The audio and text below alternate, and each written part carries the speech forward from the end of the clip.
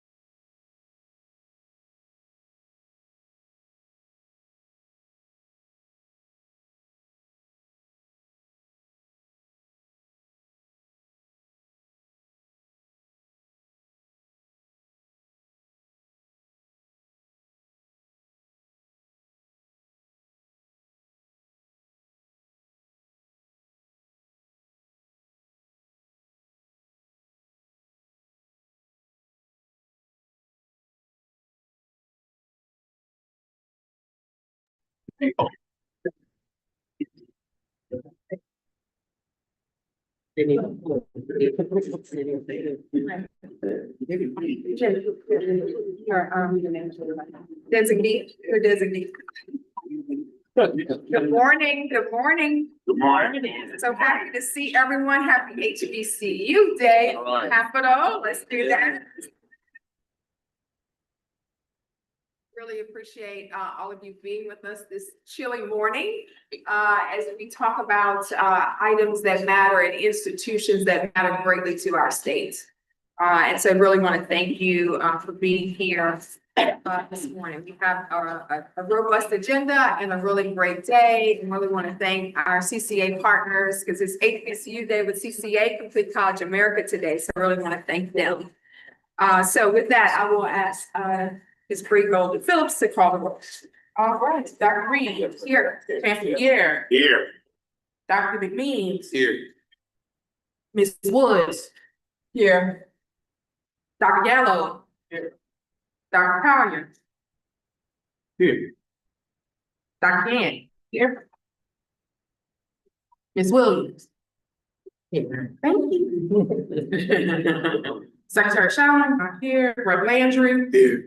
Rep. Rance is not here. Senator Boudreaux not here. Senator Plus. Here. Oh. Six. Oh, yes. Yes. You don't go sing. Oh, yeah. Representative not here, Mr. Manley. You're right there. All right, excuse, Dr. Bowie is not here.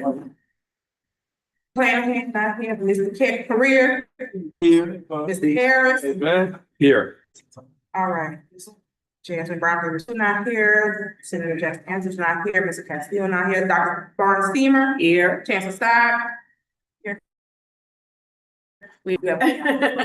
Thank you so much. Round of applause for her amazing. Very, very committed to this work along with this team. Hello, President Gallo. So really appreciate the good work.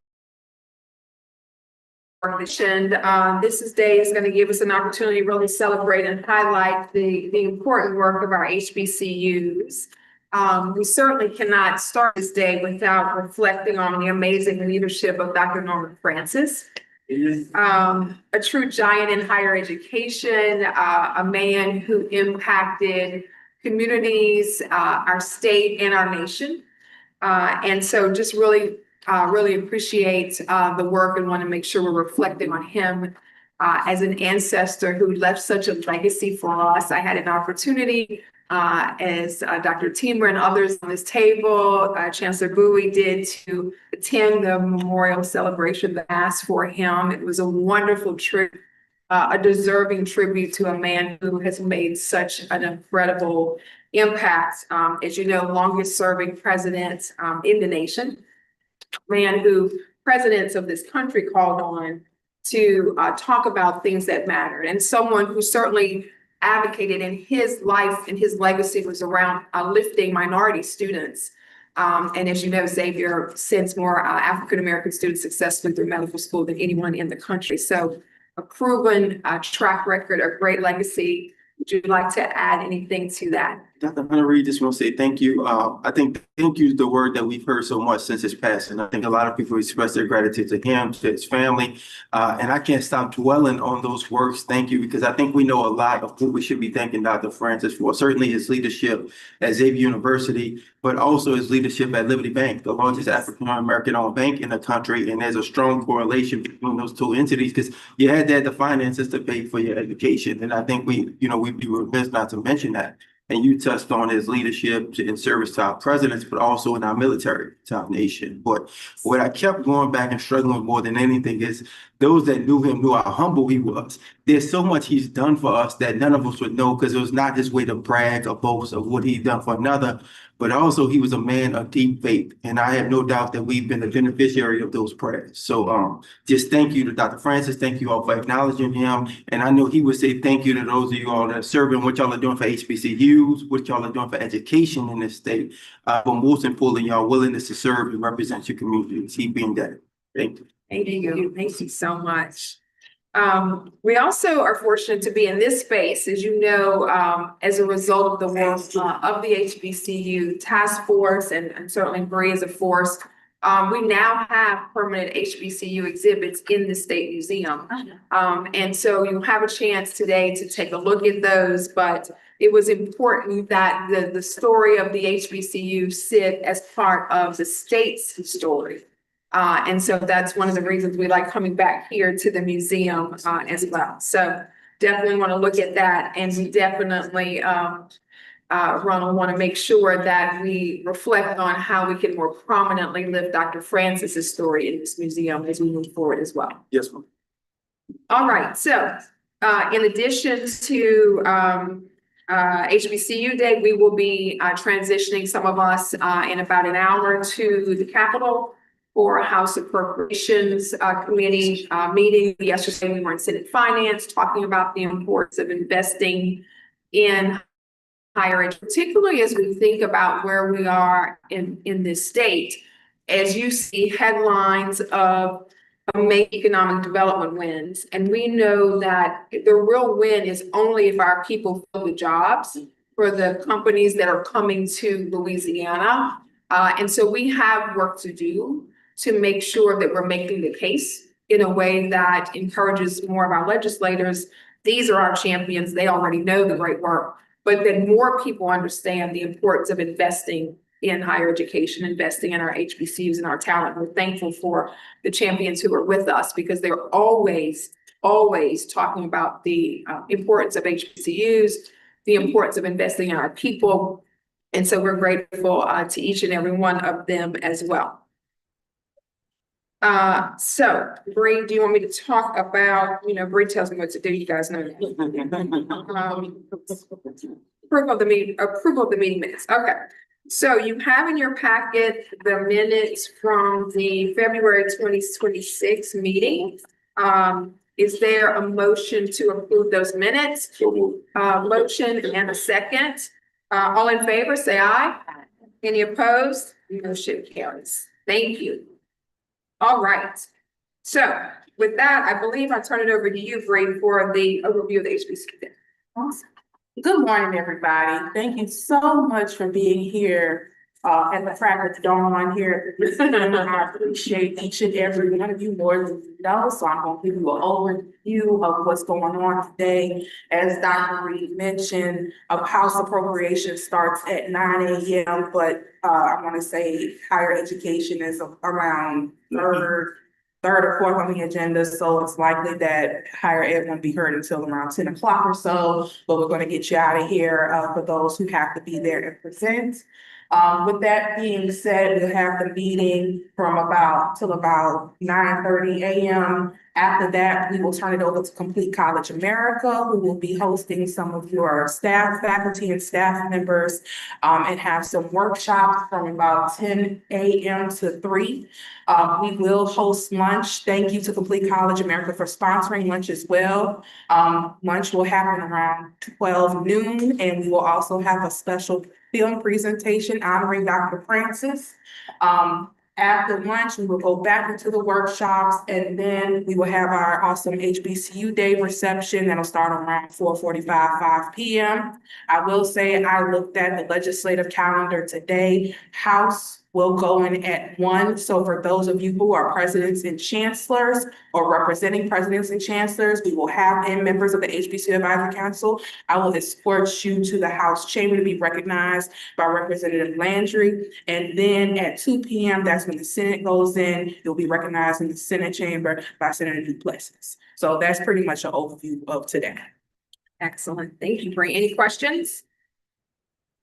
Okay. So we see right.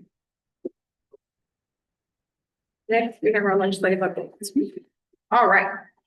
So, I want to make sure, we are in the thick of it at the session, trying to navigate both budget requests as well as policy discussions, legislation, et cetera. So I want to make sure before our legislators have to jump to their responsibilities with their committees that we hear from them about any things that you feel like we need to make sure we're aware of that are on our radar, and things that you feel like we need to engage in. So if it's okay, good morning. Good morning, and thank you for your leadership. Thank you all for your leadership. I'm honored to be here and to serve on Advisory Council. I think we're all pretty aware of the climate this session and what the challenges will be, not just for HBCUs, but for all of higher ed across the state.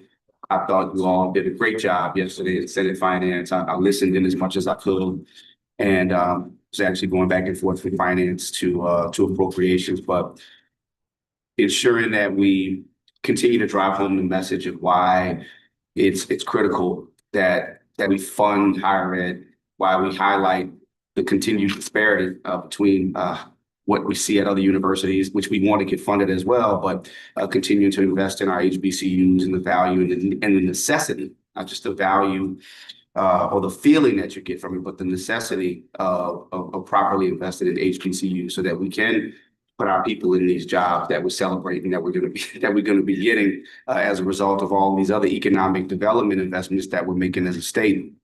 If we're not ensuring that we have the people there to fill these jobs, then it's like pouring money in a bucket with a hole in it. So I'm going to be there every step of the way to do everything that I can, working with my colleagues who serve on those important money committees to continue to advocate for every HBCU across this state.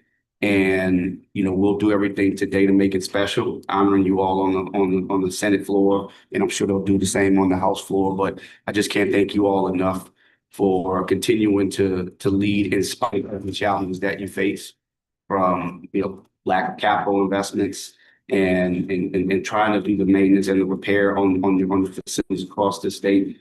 It's critical that you all remain in the forefront of all the legislators, not just the Black Caucus, but all the legislators, to ensure that they're understanding the message. So if there's anything that I can do, anything that my colleagues can do, we're going to do that. But again, let's just continue on with your excellent leadership, and we stand behind you and alongside you. Thank you. Thank you so much, Senator. Appreciate that.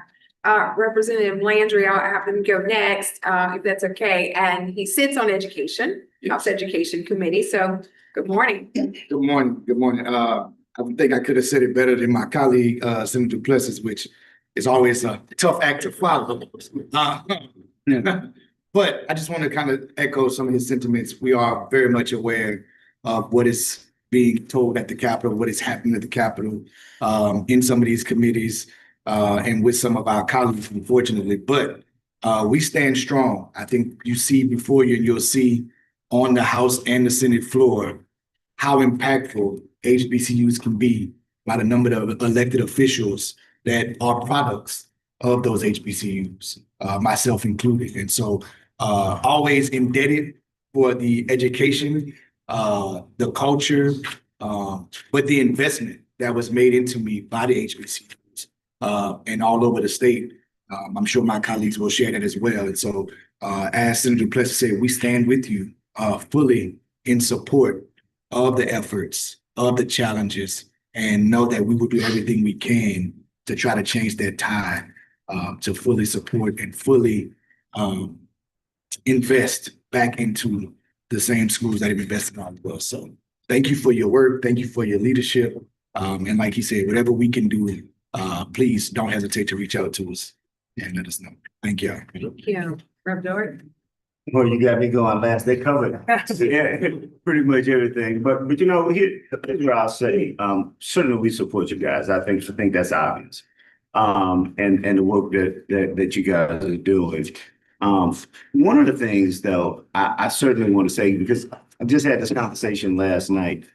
HBCUs, we're not losing. At one time I was thinking that we were losing to other HBCUs and going to the Howards and the Morehouses and all that. I tell you, I think our thread is right here between BRCC and LSU. We're losing so many of our students. I think we got to figure out a way to show the relevance of where we are. I want to certainly celebrate Southern I don't know if it goes to the president or to the chancellor, but the nursing award, 2 years in a row, #1 nursing school. That's right, the law school with the bar passage rates and everything that I know that our chancellor had worked on before he moved into his new position as well. So, I mean, we're there, the product is there, we understand and the success is there. But even in talking to other African Americans, I think that the issue that, as I see it with some of them, is that they feel like the HBCUs have become insulated, that they don't go outside of the walls of their campus. And so that they're on campus, but they're not necessarily in the community, not necessarily engaged. I don't think it's true, but I acknowledge that with lots of people, that perception is there. And so I just think that we keep fighting. I think a lot of it has to do with funding or lack thereof, that, you know, there's only so many things that we can attack and address.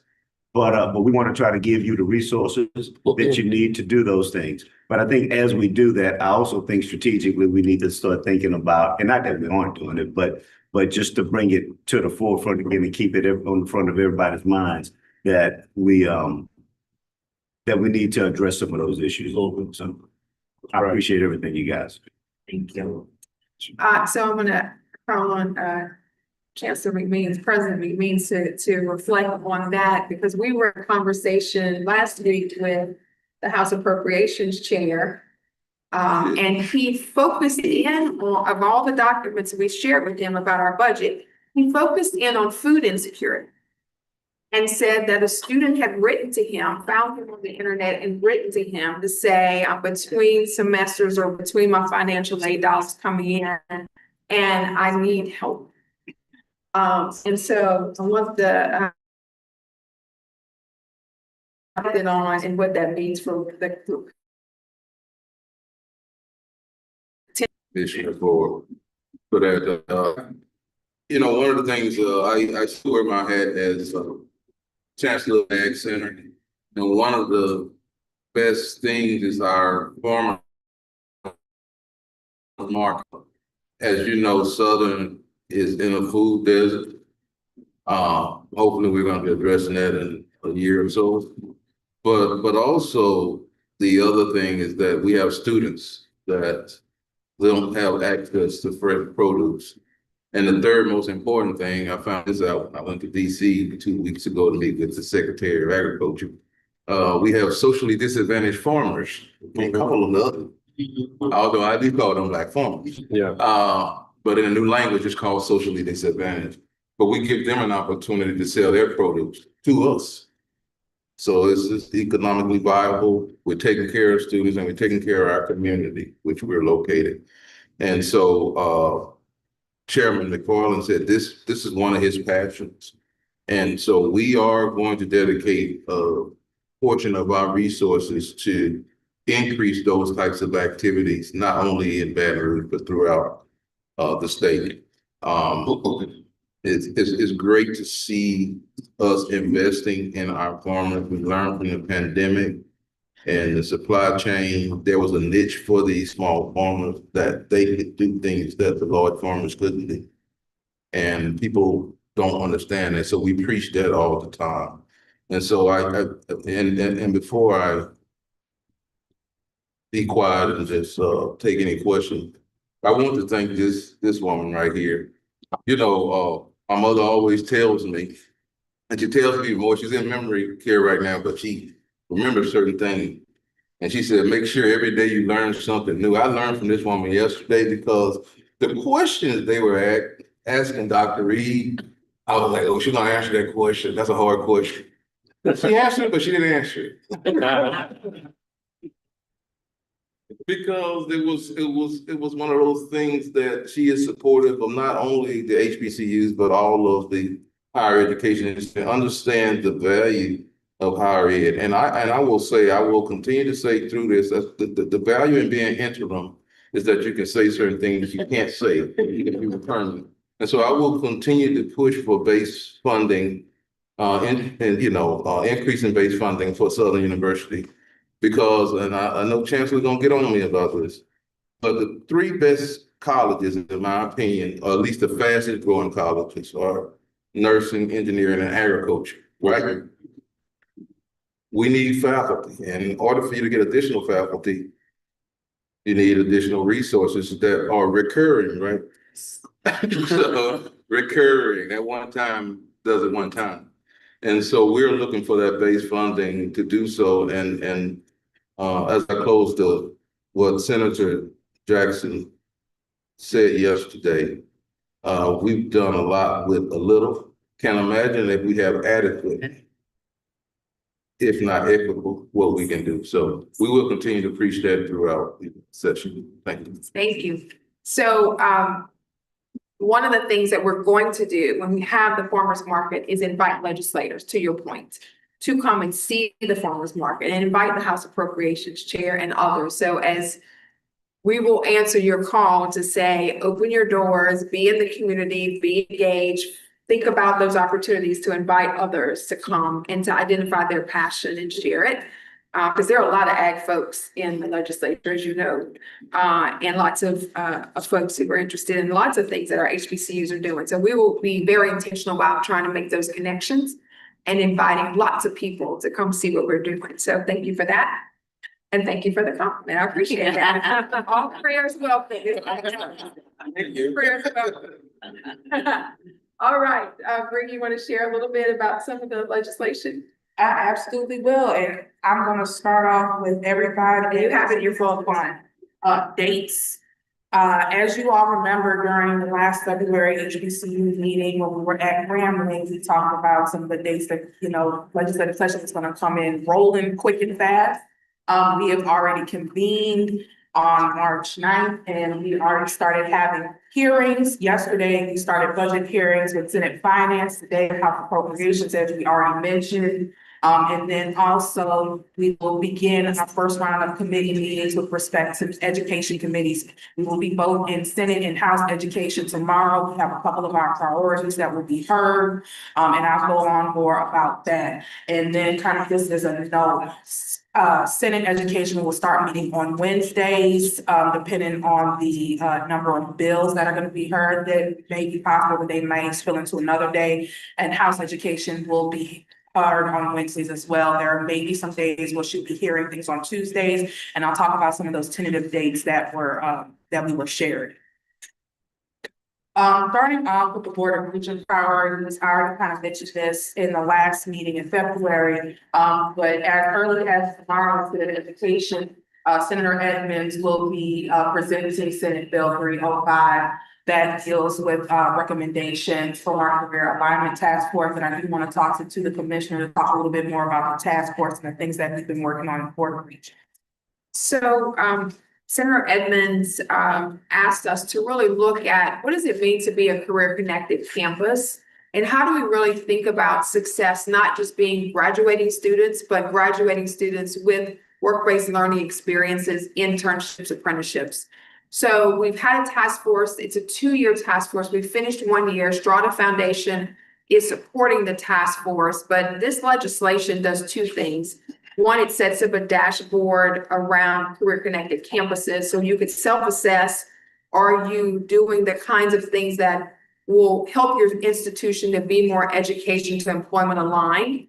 As you all know, teachers and nurses have to work in the field to graduate, but other disciplines do not. And so how do we make sure every discipline has a work-based learning experience, regardless of the discipline?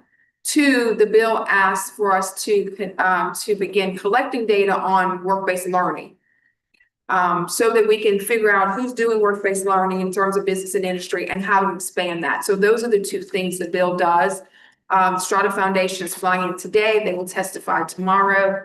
Jasmine is here. GNO Inc. is going to be with us. Lavi and Leaders for a Better Louisiana are on the task force. And we'll have student members there as well. So that'll be up tomorrow around 1:30. If you are around and available and want to be there, that is, I think, going to be an important conversation. And it will allow us to leverage the good point that Sarah Duplessis just made about the astonishing economic development wins, right? We have to continue to say we're celebrating the wins, and we are the talent developers that can put our people into those jobs.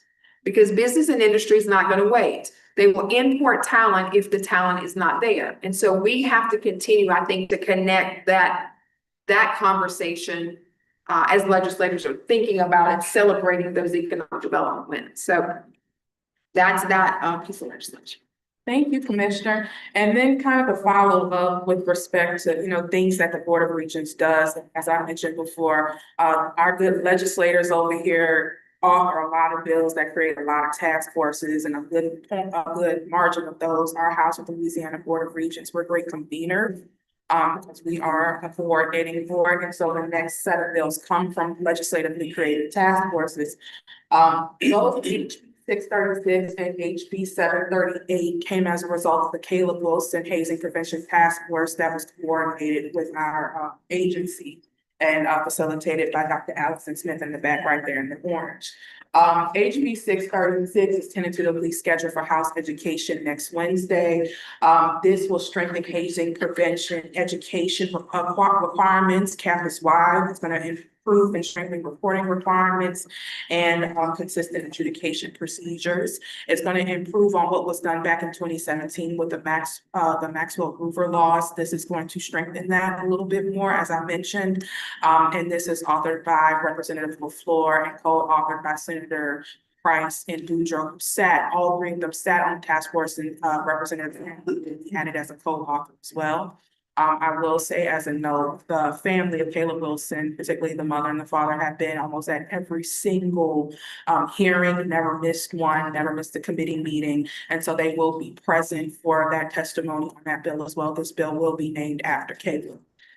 Next is also another set of comes as a set of recommendations from that task force. It makes changes to student disciplinary procedures. It's going to be authored by Representative McMakin. A lot of you may know or may not know, several years ago, Representative McMakin built on the work of Representative Scott McKnight with making changes to the student disciplinary process. And so that he heightened the standard of evidence during the investigation and adjudication process to clear and convincing, which is higher than preponderance of the evidence. And so for a lot of my lawyers in here, y'all know exactly what that means.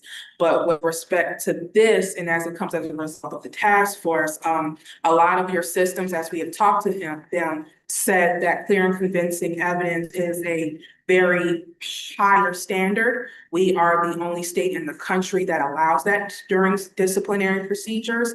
And so with that being said, there are a lot of complications that arise. So Representative McMakin was amenable to amending this so that where there are instances where there are serious bodily injury or death that may come as a result of some student disciplinary process where an incident has arisen and that has occurred, it will be a lower standard of evidence to preponderance of the evidence plus some additional documentation. For example, if a student as a result of a hazing incident had some broken ribs, right? If that student also has a medical report and that goes along in the student disciplinary process, they will have a lower standard of evidence, if that makes sense. So those two come as a result of the Hazing Prevention Task Force.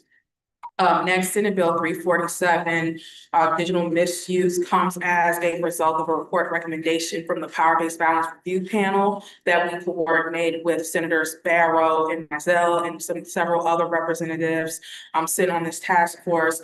Back in December, there was a really robust task force meeting where we talked about how AI has found itself on campus in the sense of there are students who may be creating sexually generated images of each other. I know a lot of you've heard about that incident that happened in the middle school in Lafourche Parish. We talk about, is there a possibility that could make its way on college campuses, and how it could occur in the Title IX process. So Senator Barrow definitely wanted to make sure that if a student on a college campus uses an AI platform to create a digitally altered image of someone in a sexual nature, that be considered a form of power-based violence. And so that bill is making its way through the process. HB 513 comes up. Can I ask a question? Okay, go ahead. Yeah. Regarding power-based violence, will there be an attempt to perhaps to redefine or better define power-based violence is such an abstract definition. We find that the institution is faced with all kinds of allegations that quote folk are now putting under the context of power-based violence, but clearly may not be there. I know there was some discussion about perhaps having a bill or perhaps maybe amending this one to have a better definition of what power-based violence is. So just That is definitely a question and a concern that we talked about with each of the systems and that we wanted to look into. They wanted to look into possibly narrowing that because like you said, there are instances where you have a lot of individuals coming to the Title IX office that will have to, possibly transferred out to possibly HR or other appropriate offices that may handle something that's not sexual in nature. That is something that I do have on my list to have a conversation with Senator Barrow about, so I'll keep you posted. Absolutely. Going to HB 513, that was the NIL task force that run young house at the Louisiana Board of Regents. That's something that I was able to facilitate, coordinate from the months of July to December. We had a very robust panel discussion with a wide array of representation from each of your systems, athletic directors from the UL system, Southern system, LSU system, and a member of LCTCS, in addition to 2 members of LHSAA. One of them was legendary coach John JT Curtis, who coaches has been coaching for over 50 years. But there were a lot of robust report recommendations, one of which is to establish high school NIL laws. A lot of you may know that in 2022, LHSAA approved that high school students can earn third-party NIL compensation. However, there were no policies surrounding it. So that's something that especially Coach Curtis wanted to do in a way to protect students. Since NIL has kind of become sort of a wild west. So we wanted to have some foundational laws to help make sure that students are protected in this area. This is something that we've especially talked about and I introduced to you all for those of you who were there at SUNO. Thank you, Chancellor Bowie, for hosting us there back in October. Another report recommendation is to kind of strengthen your NIL policies. For a majority of you all here, you all have NIL policies on your campuses. There are a lot of your student athletes that participate and have other, some brand deals with some organizations. So we just want to make sure that there's an NIL compliance person on your campus that is identified in your policies that for the most part you already have. As another report recommendation, this is not something that we're carrying, but the Attorney General has indicated her interest and they have filed a bill, and we'll talk about that as well. It's on our bills to watch. Senator Connick has filed an athlete agent registration bill. Those individuals who plan on representing NIL athletes, whether they're in high school or in college, just making sure that they're registered with the Attorney General's office. So there may be some required background checks and some additional certification requirements in that area, but that is something that the Attorney General's office has taken on. Next, HB 749, the college savings security bill. That one is going to be tentatively scheduled next week. This authorizes the Louisiana Tuition Trust Authority to contract with the program manager to administer the START K-12 able college savings accounts. That will be carried by Representative Carver and Senator Boyle. Next, this is something that's going to be heard tomorrow, HB 649, new enrollment access, where Prax is going to carry this bill. This creates a single statewide application for dual enrollment. This comes as a recommendation from one of the task force members who unfortunately passed away some years ago, and who was also teacher of the year. As you all know, for a majority of you all have dual enrollment programs on your campuses. And so the dual enrollment task force that's housed at the Louisiana Board of Regents, we work with those people who are on the ground. And one of the things that this individual mentioned was it will be a great way if there could be a way to simplify this process, make it easier on us to make sure that the students get registered and we're not pulling from 1,000,001 applications and going through all this paper. If we could have a uniform process that could make it a little bit easier on them. We piloted something back in 2023 and we want to continue to keep paying for it. And we want to keep helping our boots on the ground folks that we work with with the dual enrollment task force. So this is something that we're bringing on behalf of them to ease some of the work that they do in the office. HB 325, Representative Brass again, this expands top tech eligibility. It expands eligibility for the TOPS Tech Award to include students who have earned at least 9 credits of dual enrollment classes. This was something that was brought last year, but was unfortunately lost in a massive TOPS bill and got amended out. So we're bringing it back again. Next, TOPS data. This is going to be filed by Representative Bamberg. As you all know, at the legislature, our legislators know that there is a lot of talk and chatter about the TOPS program, its effectiveness, what is their return on investment on TOPS. So we do have several pieces of legislation that we're working with authors on to discuss the effectiveness and the return on investment in TOPS. This is one of them. And this is asking for both publics and non-publics to submit additional data besides just the billing, so we can make sure that we can accurately communicate the effectiveness of TOPS, especially when we go visit our friends here in the legislature. Next is HB 407, the MJ Foster Promise Award. Rep. Laura Dane is filing that. As you all know, everybody loves MJ Foster. A couple of years ago, Representative Paula Davis brought a good bill to expand the access and use of MJ Foster. It resulted in it kind of rolling down to allow people who were as young as 18 to get access to MJ Foster, and that left us with $800 in the bank. So we need to freeze that for a second and roll it back on up to its original use, to have it just for people who are 21 and up. As you all know, it was intended for adult use, to get our adults back in the classroom who want to go back and get an additional credential. So this is what we're asking Representative Laura Dane to carry. HB 104, this is something that's going to be heard tomorrow. This comes from the Phase Retirement Task Force, another task force that was housed at the Board of Regents. Everybody loves us. Well, this is Not everybody.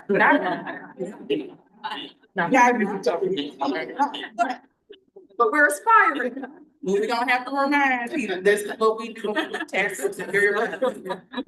But this is authorizing public secondary systems to implement voluntary phase retirement program policies to retain those folks who are transitioning into retirement, but to also be there to train the next generation of people who are coming in. So this creates a voluntary phase retirement program policy implementation process at systems. Next is Senate Bill 142. I thought it was going to be tentatively scheduled tomorrow. It is not, unless they amend the schedule for Senate Education. And as you all know, last year, Representative Julie Emerson, who's now Chief of Staff of Governor Landry, she bought a set of bills to kind of slash a couple of ones. The support fund, and toss it over to Dr. Reeves. She want to say anything about the support fund, but this was something that is housed at the Board of Regents. The support fund will be going up to the vote, and should it be the will of the people, I want to say in May, to do away with the support fund. This just puts a process in place so that the management board can make sure that the public nature of the support fund is preserved on their campuses. Do you have anything you want to add to that? No, except that the accountability for the support fund sits at the Board of Regents, endowments, endowments, professorships. So this bill says if the Constitution Amendment passes, the accountability moves to the management boards to make sure donor intent and oversight continues. All right, y'all, I promise I'm almost finished, but as you can see, we got a lot of work going on. We got a lot of instruments. I'm on the study resolution side. There are a lot of things that need to be studied, starting with Rep. Pass on study resolution that he plans on filing higher education funding structure, even with the conversations that we've had earlier, the conversation that we had at Senate Finance, and the conversation we probably going to have in House Appropriations. This is asking the Board of Regents to study how higher education is funded and give reports and recommendations. There are a lot of chatter of, are there institutions in the red, are there institutions in the green, purple, yellow, blue, and want to give a good, well-rounded report to the legislature to let them know how we're funding, how we're sustaining, and what else needs to happen to make sure that higher education can be made whole in the future. Next, and I already hinted to this earlier, but again, this comes as a result of the TOPS discussion. This is a study that Representative Turner is going to be doing. It's directing us to work with LED, Louisiana Works, and LA First, all good partners. We're already doing work anyway, but it's for all of us to jointly evaluate the state's return on investment for the TOPS program. Next is something that I hope that all of your athletic directors could appreciate, and maybe you might appreciate it too. The athletic department study on NIL. This is something that Rep. Young wants to do, and also several individuals on our NIL task force indicated a need for it. It requests a study examining the financial implications of NIL and revenue sharing activities. Let me just say one quick thing on that one. There's a lawsuit that was filed by I guess WAFB and the Advocate and some other ones related to rev share, because they're trying to they filed a public records request trying to figure out how much these athletes are making due to rev share. And the question is there something that they can get through a public record? Because rev share is paid through a television like for LSU, for instance, is paid through the SEC television contract. But the media is saying, well, it's still public funds. And technically, I think it probably is public funds, even though it's paid by a private entity. Because I think once it goes into university, it probably becomes public funds. But I think that's an issue that the universities are going to have to deal with and grapple with. I think Chassa might have a placeholder bill for LSU, exempting that from the public records request if it is a public. But so it may be a mood issue at some point, but I think it really gets into the definition of what is public funds versus private funds. So just to keep on your radar. And then another study request, a study resolution that came as a result of the NIL task force. This is the 8th high school NIL trust account study that Rick Chasson wanted to take on. As you all know, there's a child actors law called Prudence Law. Basically says child actors, for every contract they have, 50% of that needs to be reserved, placed on the side in a trust account. That's something that the task force wanted to look into, seeing how that could be replicated, especially for high schoolers who are in NIL money, to make sure that they can just save a little money before they get to college, just in case that you never know what could happen. So this is another, another resolution as a result of the NIL task force, but meshed in a big part of student protection at the end of the day. All right. Bills of interest. I promise y'all it's only one slide of bills of interest. There's a lot of things that interest us, but this is a couple of things that, we really want y'all to focus in on if you haven't already. First up, HB 99, guns on campus for performance. This would authorize individuals who are 18 and older who are legally permitted to carry to possess a firearm under state and federal law on campus of any public college or university in Louisiana. So this would apply to private non-publics and publics as well. And then there's also provision in the proposed legislation that says that the Board of Regents, the institutions, nor the management board can create a policy preventing this from happening on campus. HB 229, low earning outcome programs. Representative Weigel, this will prohibit public post-secondary education management boards from allocating state funds to academic programs identified by the federal government as low earning outcome programs. So their conversation that, of course, this is something that's on our radar, but when you start to think of your healthcare professions, your low earning healthcare professions like your CNA, your phlebotomist, or in any of those areas like that. This, of course, is something that really does, our ears are kind of perking up. I think something that we did notice that this is replicated in the One Big Beautiful Bill that's going through the negotiated rulemaking process on the federal level. So there are conversations that are probably being had right now. We do know that there are a lot of organizations and entities that are concerned by this bill, so there's more to come on that one. HB 385, Representative Bamberg has filed a bill to have TOPS repaid. So if a student loses their TOPS eligibility for any reason, they would have to repay the TOPS fee as a loan. I will say this isn't something that is new. Individuals have been filing bills like this since 2000, as early as 2001. As you all know, TOPS was created in the late 90s.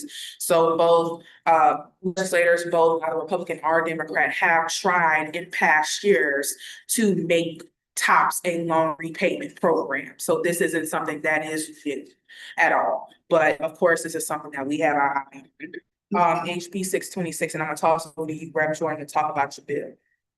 And look, I mean, very simply, this is something that we discovered during COVID. It came to my attention that we had an increased rate of suicides within the African American community. So we decided to do a task force on it. We did it for 4 years. We did it through the Nelson Mandela School of Public Policy in coordination with LDH. We found a couple of things out. One, campuses are not doing a great job of reporting this. Nobody really wants to report it because they think it's just negative impact on their school.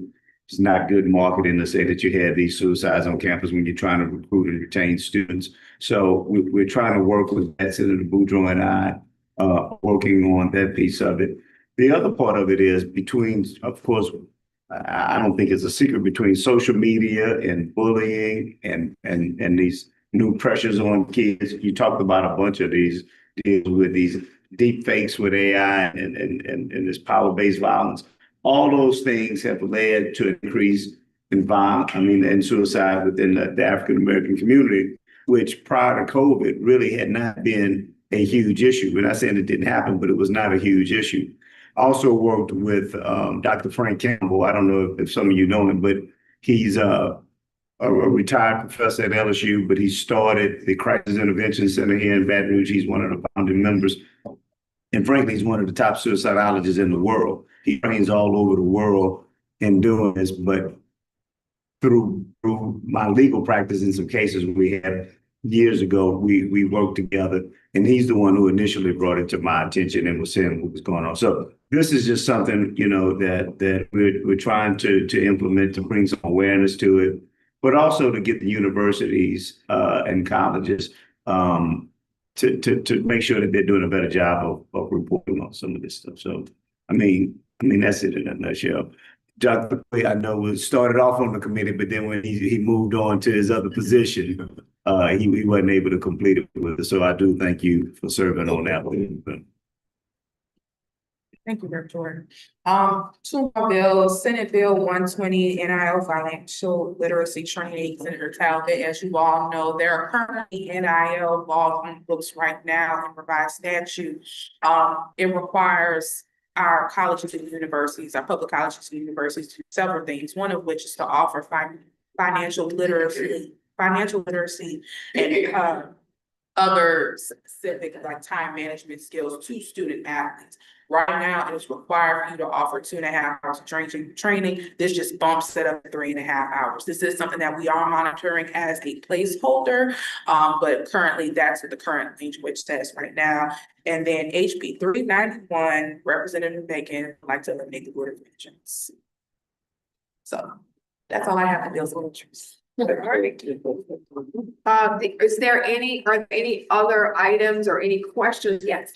Yeah, I have a question. I know I was late and y'all may have covered this, but I'm hearing that because of the one beautiful big bill that this Louisiana may experience cuts in the matching funds that they receive, Medicaid and SNAP program, and to the tune of millions of dollars. And that's going to affect the amount of money that's available to higher education and to hospitals, health and hospital health agencies. Is that true, or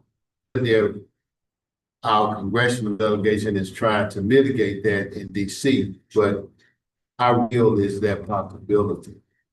So we met last week with both the House leadership and Senate leadership. We brought this item up specifically and said, do we need to have a multi-year budget conversation given the federal match that's coming. And the message back basically was, we don't think that's going to happen. We're working with the delegation and we'll keep you posted, but certainly I said, I'm worried about this, right? Right. This year you have $40 million for SNAP match. Next year, Medicaid, Medicare up to $2 billion.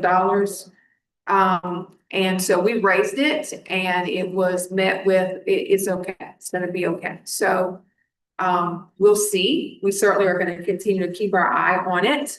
But I don't know, is that anything else we should say about that?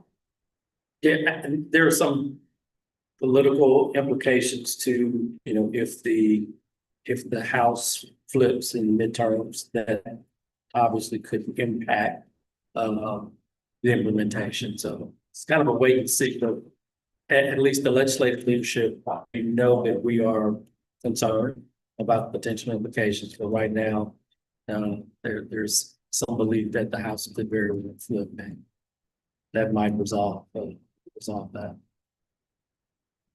So more to come for sure. I just want to share, Mr. Orson, one thing we all may want to consider is how do we engage or form stronger relationship with the FQAC in our area, the Federal Qualified Health Centers. So I know Dillard has a relationship with FQAC on campus, and because of their funding structure, they actually get a premium through Medicaid that some of our students may be able to be serviced by those entities without losing the quality of continuity of care, especially working on campus. But just wanted to offer that up as a suggestion because we all have FQACs within our proximity. And for those with the areas that's more rural, they might have some additional funding sources too that might be able to be leveraged by the universities to support the needs of our students.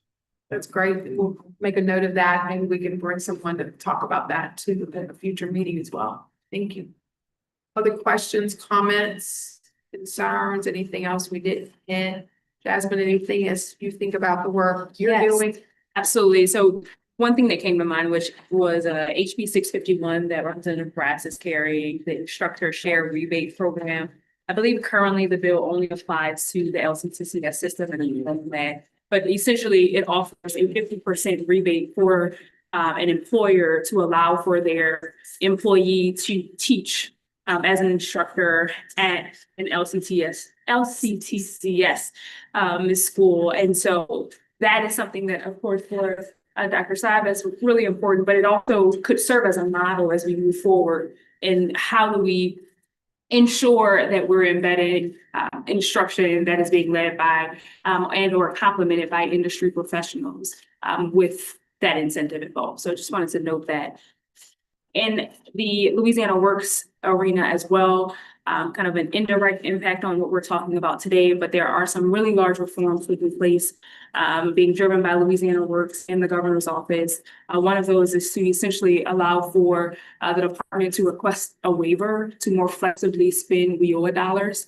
There's a lot of opposition at the parish level to this particular bill because it will essentially do away with the needs for local workforce boards. So to the extent that our universities are working with local workforce boards, there's a lot of opposition to that. But also on the flip side of that, there's an opportunity to establish what's called a Louisiana Talent Accelerator, being modeled after Talent Mississippi, to develop a quasi-public-private partnership to better and more efficiently and quickly meet the needs of industry from a workforce development perspective. So something to keep an eye on there. And the goal of that is to be able to do things essentially that government agencies can't always do, deploy dollars quicker. And of course, we were talking earlier, Dr. Reed, about the realities of industry coming in and not always prioritizing the local workforce, coupled with being able to go easily to other parts of the country to get those workforce drivers. And so this is an effort to try to eliminate that. And I think that there should be absolutely a seat at the table for our universities, particularly our HBCUs, because there's going to be some fluidity in how those dollars get deployed. So if you're picking up what I'm putting down, there should be some voice to ensuring that our HBCUs are able to benefit from that as well. And that's the Louisiana Talent Accelerator Bill being brought by Representative Bamford. Right. Thank you. Thank you for that. I don't know if we've spoken to Rep. Brass about the LCPCS specific. We should expand that to make sure that all community colleges can participate in that. So Bree take a note on that. Anybody else on any other legislative items? Okay. Anything else, Bree, on that? All right, so I want to take a moment to thank Complete College America for sponsoring HBCU Day. As you know, they do phenomenal work across the nation, really focused on best evidence-based practices to move education forward across the country. They work specifically with institutions everywhere, but certainly have HBCU engagement as well. So I'm going to ask Dr. Nia Heidel to share a bit about the good work she and her team are doing. As you know, we are Louisiana proud of her. She's working across the country. She is one of ours. And so just thank you so much, Nia. She and I were together on the panel that she moderated very well for American Council on Aging. So Nia is everywhere. Dr. Heidel is everywhere doing great things. We're excited to partner with you today.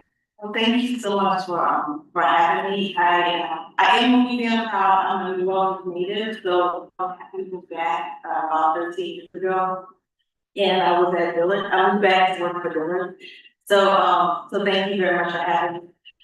I wanted to just provide a little bit of information. Some of you are familiar with CCA and some of you maybe not so much, but just who we are and how we are here to support the work that happening in the state.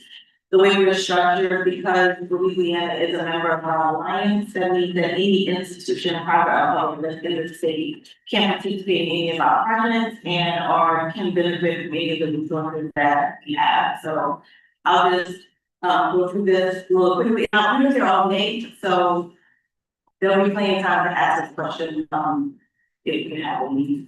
So basically, so CCA is actually nonprofit, and what we believe is that every student should be able to earn a credential of value, and that systems should work together in order to be able for them to so it shouldn't matter where they start, but they should be allowed to finish. So that's our vision. And that the barriers that exist are really, really challenging. And in the current environment that we have, these are really just being accelerated. Oh, I'm sorry, I didn't even tell you like what I did. I was focused on time. So my role at CCA is I am the Vice President for Institutional Transportation and Scaling. So my responsibilities are to lead the team that is working with universities and university systems to implement strategies that will remove systemic barriers to college completion. And we do this across the country. And as I said, before I began at CCA, I was working in higher education my entire career. So the Dillard, the state, a few different public institutions. So I have a unique perspective because I want the academic affairs and women's services and student affairs. So I think I can see how these things sometimes work together. Okay, so back to what we're here to talk.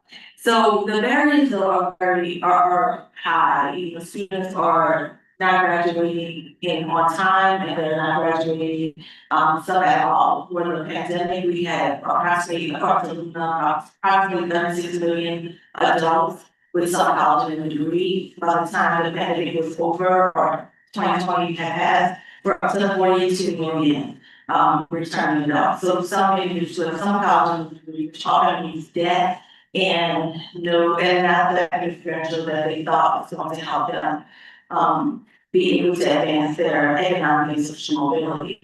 So the way we go work is around alliance. We have 53 members. The benefit of this to you all is that we leverage the field of learning and the work we're doing across the nation to make it scalable for other states and other institutions. So the work we're doing in Mississippi or Washington State, we bring all of that back, and all those things are available to do. And we also like to connect institutions in the work that they're doing. So 53 members, we finally that institutions, we have a track record of helping institutions with the numbers around college completion, and also not just college completion, but credential with value. So whatever that certificate is going to be in order for students to be able to advance.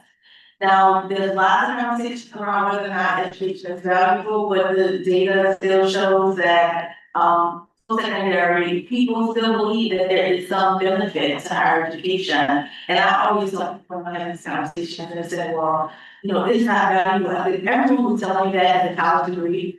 Their children have college degrees, and usually at the most elite institutions.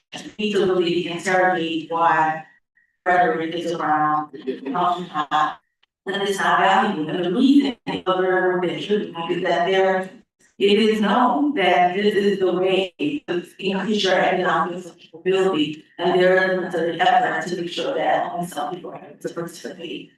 The way that we do this, it's all about the data. And we have 4 institutions, amongst this group participating on our largest project. So Southern Baton Rouge, Southern New Orleans, Southside, and Delgado are all participating in an institutional transformation project that we have.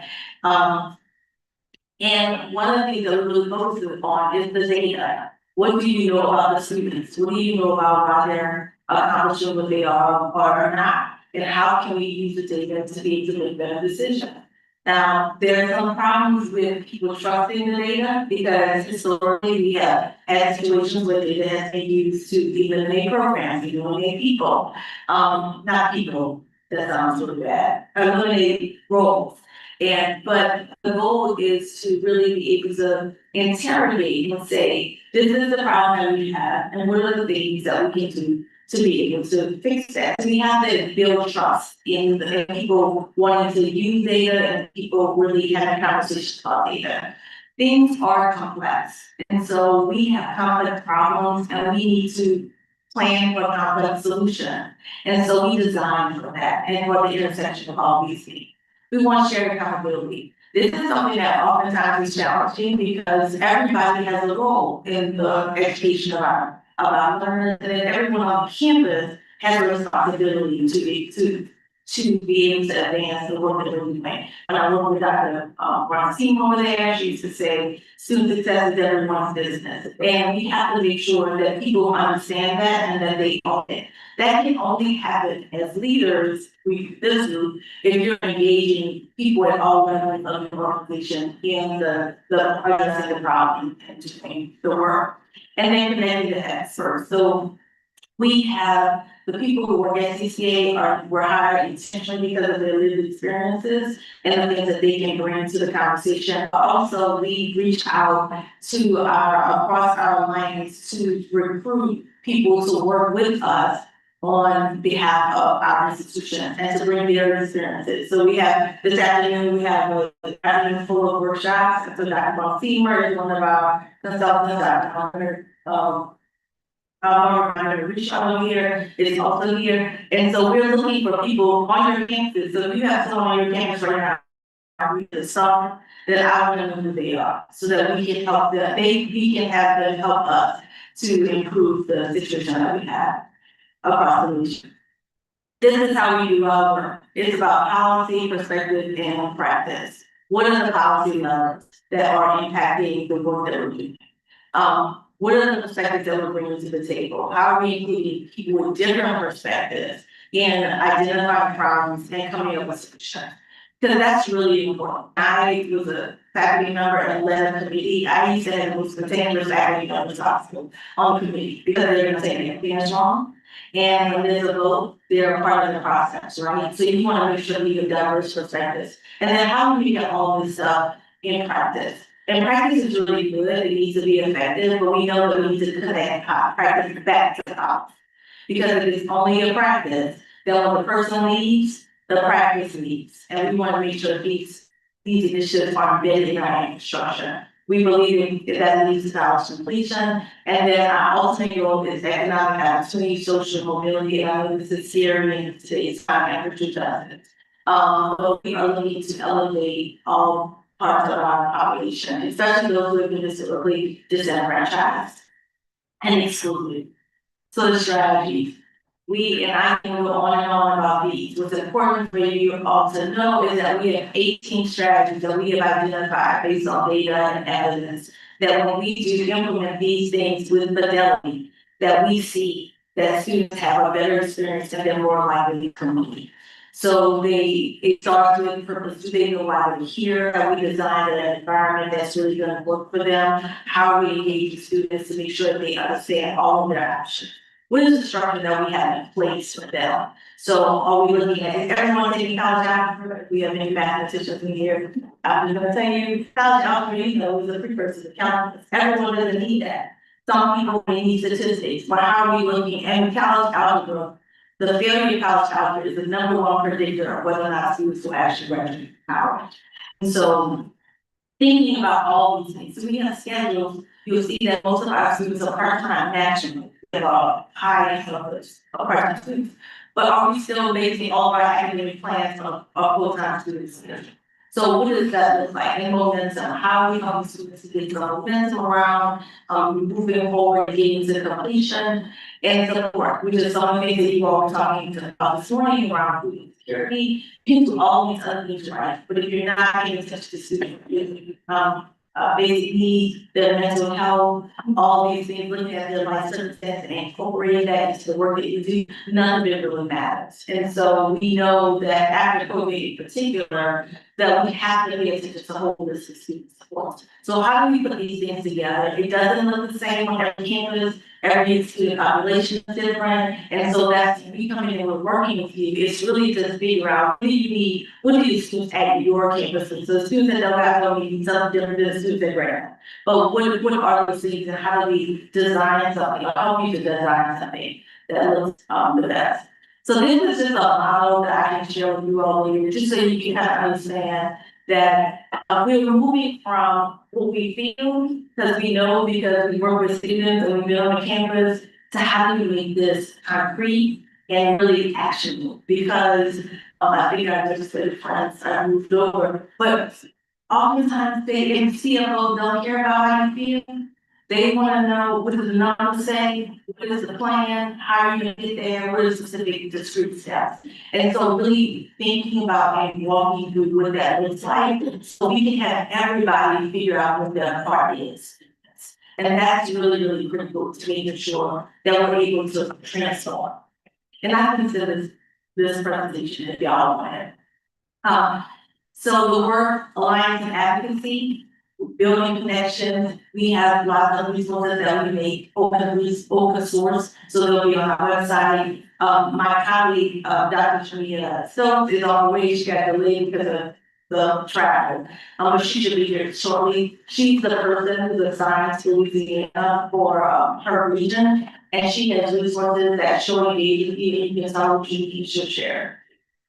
And then coaching and support. For a lot of what we do in a kind of experts that we work with, or helping our institutions to go through this process, like identify what are the challenges that exist in campus, and then what are the opportunities that exist. Who are you bringing to the table to really think about these and create a plan? How do we create a shared vision? Because it can't be Mr. Harris' vision, they have to be Dylan's vision, right? Because you want everyone to fill out their part. Then creating the plan, implementing the plan, and refining the plan. So I think what's important about that, sometimes we think that we have to do it all at the beginning. We don't. We take the data, make the best decisions we can at the time with the resources that we have. Implement, and then use the data to refine, reflect, and then make sure that we are adjusting as needed.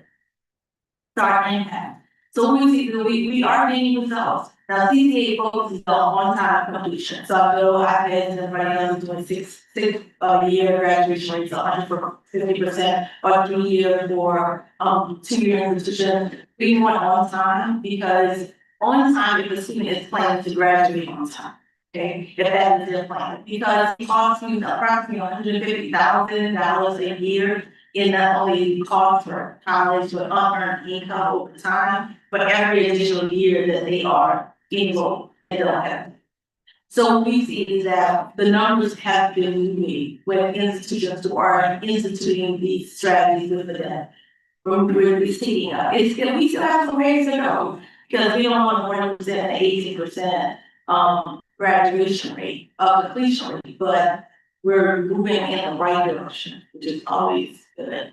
So these are just some article headlines, it's just like the same side of us, we all know that, we live in daily. And so they're high, but actually we have a moment where we can see the moment. You know, this is a crisis that we might need to get something out of. So just need to be strategic in that process. The urgency. So what we believe is that we have to think about systems change. So this can't be about one program, one policy, one activity. It really has to be around systems. So how do we design systems that will create more equitable? So what could that look like? Because this is what we see that's happening right now nationally. You know, what goes to Americans graduating bachelor's, and this is a 6 year, that's a long time graduation, 4 years.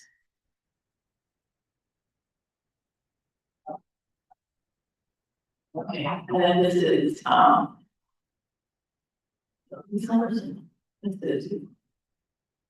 students are taking, they're taking more time. So what's important about this, I think, is that we have to look at what's happening now. So you all are talking about, it's shocking the whole part about the top, payment of top. Because students are topping out for a lot of reasons. They're topping out to help, they're topping out to families. I don't think that you want to start college and say, oh, you're gonna quit in a year and a half. Like, that's not what's happening. And just looking at what the reasons, the economic reasons and social reasons why people are trying to. And what we are wanting to do is like really talk with students and say, what would you need to stay? And what we find is that, and I have another slide I'll show you later, is that like 80% of the students in the state of Louisiana are really close. You know, they're really, really close, but maybe they have a small outstanding balance, or maybe they have the classes are not offered at this time, or whatever it is. So we have a lot of low-hanging fruit, but the only way we can really get to that is if we're engaging with the data to understand and have real conversations to figure out what it is that they need. And then thinking about is it daycare or like healthcare, or is it only taking care of my elderly parents? And how do we redesign? And so oftentimes, you know, before COVID, people like this will often say, well, we can't do that. It takes too long. I chaired the gen committee, took us 3 years to refine the gen ed, right? It takes so long. COVID happened, this country pivoted in weeks. So you can't tell students anymore that you can't make a judgment because they saw you advising them. They saw you have advising on the weekends or at night. They saw this happen. So we have to really think about, like, do we have the will to make the adjustments? And when we're talking about like institutional transformation in general, it's often about the will. Like, what are we willing to commit to doing? And what is the tough conversation? Dr. Richard always talks about courageous conversations. And how do we have courageous conversations around what we need to do to meet the needs of our students. So I like this slide because when people are asking me or us around why is higher education valuable, these are all the ways that we see that higher education is valuable, right? There's value to students, like well-being, what they're learning, how do we connect this to the workforce, which is something that we have to be more intentional about. These classes that we're taking with the classes students are learning. Students and social justice agency, that's important because there's research that shows that students who are more civically engaged and involved have higher income, higher completion rates in college. So if you have something in your campus that's getting students more civically engaged, you're likely to increase your graduation rates. Then thinking about how this benefits like the students and society, we want more students contributing to the economic landscape of our institution. We need to have equitable completion. So look at our students in our rural areas as well as our metropolitan areas of what are we offering them, and making sure that we have opportunities for like equitable wealth and those things. And then on the for society, there is lots and lots that shows that students who have participated in the post-secondary experience do all of these they contribute to their community, they contribute to the workforce, they have higher public health outcomes. And so telling this story is the way that we really can make movement. Because I will argue, it doesn't matter if you're blue or red or whatever you are, that you want your community to thrive. And so there are opportunities for us to make real concrete connection for people in all different parts of our society, so that they can understand why it's valuable to them. And so I think this is our challenge, right? And HBCUs have led the way in this historically. And so just leaning into that to move, to be able to continue to move. So this is what we are working on, is like, I call it actually critical outreach. We want people to, make sure they're staying in the loop, that they understand, not so much focusing on words all the time, but focusing on the work that we're doing, because our work has not changed. Our work is the same. We have a commitment to the students that we have enrolled. And so it doesn't matter what we call them, we have to focus on what our charge is. There are lots of ways that we can leverage our networks and that collective action and coalition building. What does that look like? And so oftentimes when we have a scarcity of resources, it appears that we have to always compete. But I would argue that the power is in our collective action and working together and identifying how we can pool our resources to be able to empower ourselves in some of these conversations. And then looking at what's happening on the national stage. It's a scary movie out there. And so, I'm going all over the country. It is a very scary movie. But the reality is that the students who are on our campuses deserve for us to be at the front of the scary movie, right? So thinking about looking at what's happening nationally and then figuring out how we can adjust and leverage some of the opportunities that do exist in this new landscape. And see, I'm putting all this up here, I want you all to think about it and then know that part of the CTA is to help you navigate these things. So we have people who can help us try to figure out what is the language that we should use, or how can we, should we sign on this letter, or where is the organization? Because there's something that CPA cannot do, because the status is a nonprofit or different things, but we have partners who can. And so it might be another organization who can assist in that, but those are the powers of network, and while we're here. So this is just an interesting thing that we like to say is about behavioral economics and how we help people to really think about the importance of opting in, right, to post-secondary, to being involved in this whole social experiment we have. Like in Austria, owner donation is an opt-out, automatic, and so only 1% of people say don't sign me up. In Germany, it's an opt-in, and you see on 12%. So students don't do optional. A lot of times faculty and staff do not do optional. So we have to really think about what it is that we want and design for what we want and be able to articulate that. And so all that was really that's kind of who we are, where we are, and how we can move quickly is that we do participate every year in Momentum Summit. And we have right now, large project is with the Gates Foundation, which has 96 institutions involved. And we have 8 institutions in Louisiana who are actively participating in that project, and 4 of you are here.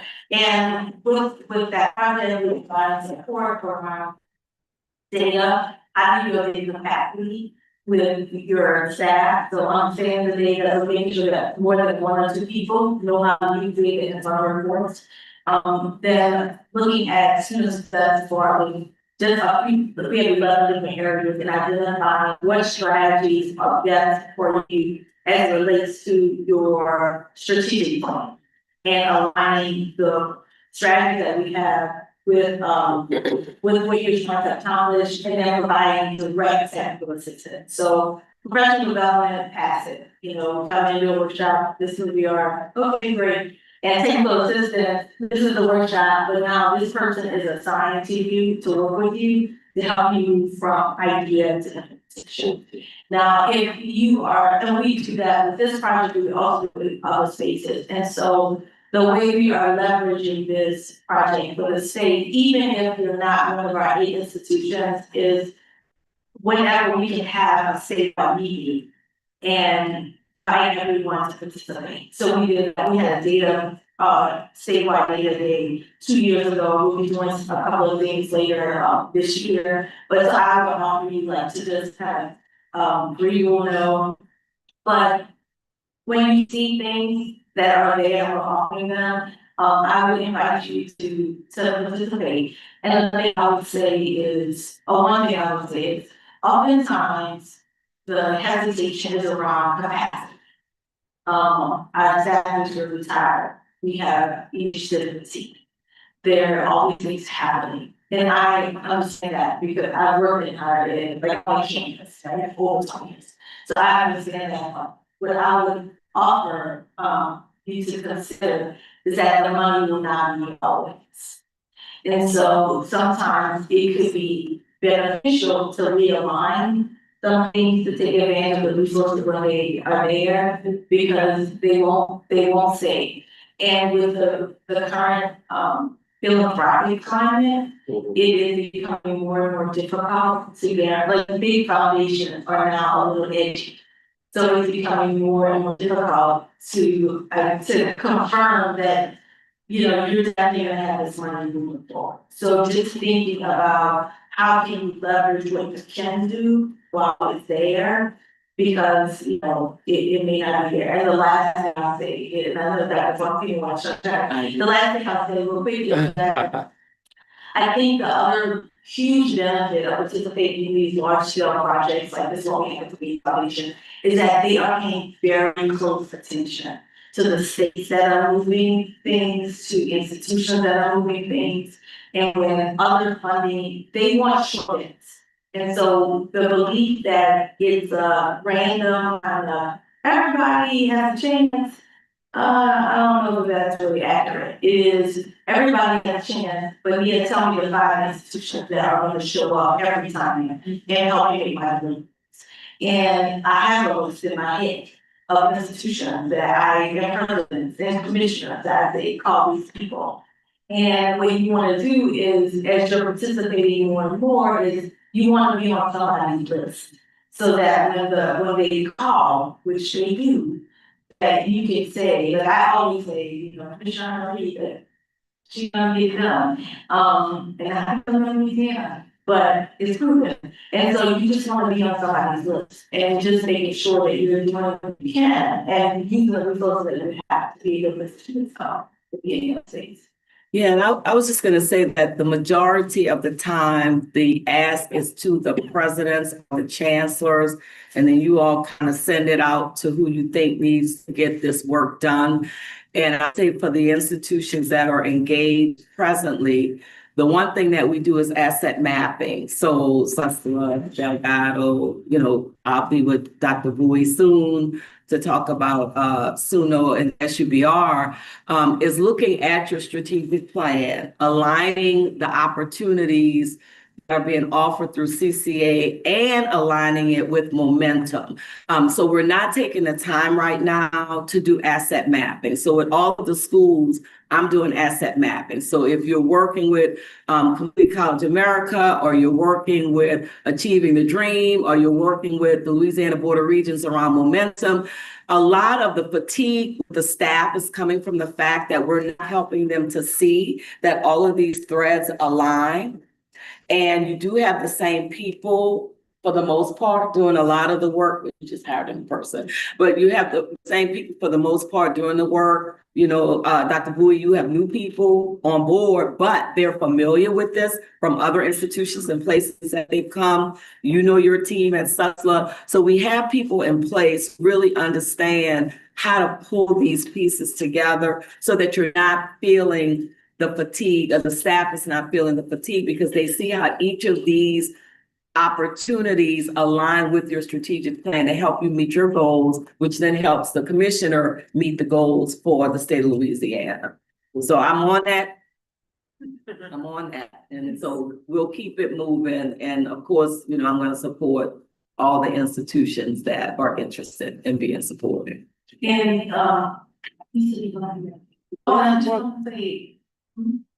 So yeah, how many institutions you have? in the project. Yeah. In Louisiana, how many do you? 8. 8. So, no. We're not. Well, but we can talk. Okay. Because we went to the commissioner's office. Yeah. So we went to public school, but you were the UNCI. Yeah. So we were supporting you. Okay, all right. And the last thing I'll say is, when we look at, I told you all, we have 50 deadlines. I was very excited when they, in our early meeting, they showed the map, and the highest you can be with level of engagement is a 5, and Louisiana is a 5. And so we are, one of the highest participation, commitment, and active engagement of our community. So thank you, Commissioner. Thank you so much. Really appreciate, we are engaged because we are focused on good outcomes for students. And you're a great partner in that work, so really appreciate that. So we're drawing to the end, but I want to make sure to see if there are questions for CCA. They'll be with us all day. If not, are there public comments? No one has signed up for public comments. Okay, so I'm going to thank everybody for attending. You see the legislators have jumped. If you have the time to come to House Appropriations, we should be up about 10:15. All of the higher education system presidents talking about the work that is done, the needs that are great, and answering obviously legislative questions, which we expect a robust conversation. But I really want to thank you, Dr. Haydel, for the partnership and sponsorship and the work that will happen today with the institutions, because that is so important. And then this evening we'll have a reception. So we hope you will come back for that, stay for that as well. Bree, anything else? No, I want to thank you all for coming. Again, I know this was really early, and then also right after this, we're going to turn it over to Nia and her team, and we will make sure that everybody gets free professional development. So thank you. All right, is there a motion to adjourn? So Moved and second, we are adjourned. Thank you so much. Enjoy the day.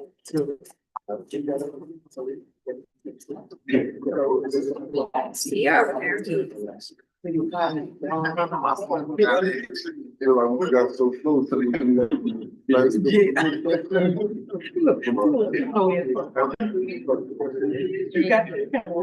That's strong.